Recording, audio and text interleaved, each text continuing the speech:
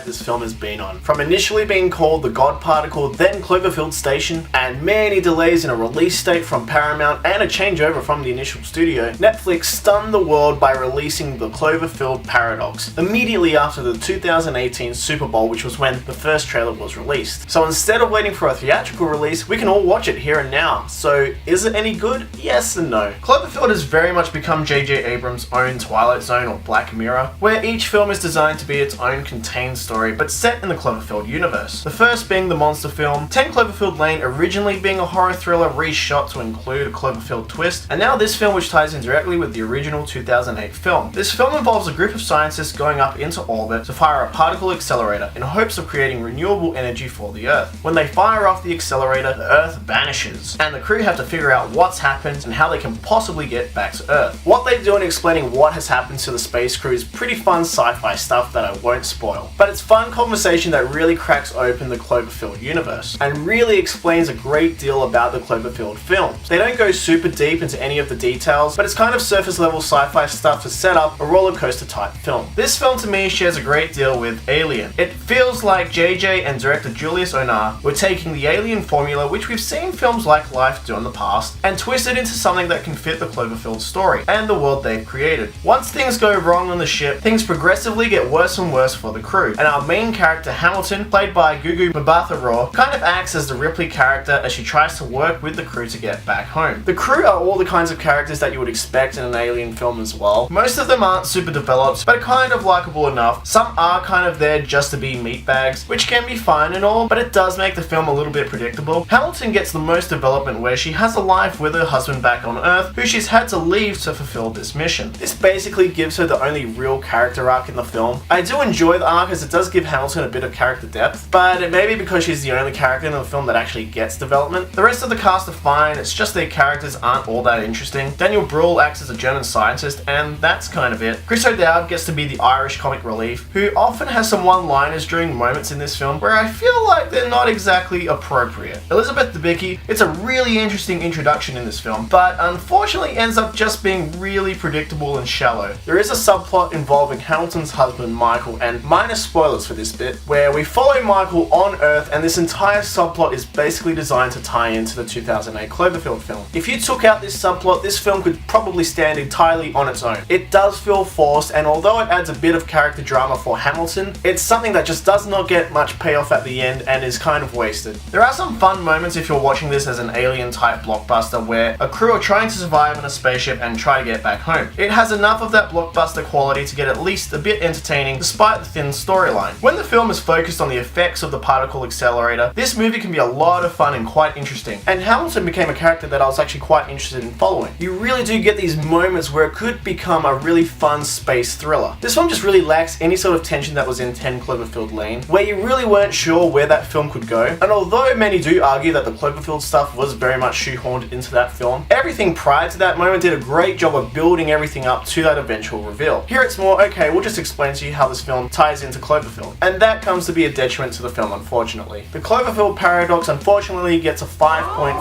out of 10 from me. Guys, I hope you liked this review. Let me know what you thought of the Cloverfield Paradox, and don't forget to stay right here for your mono fix. Bye guys.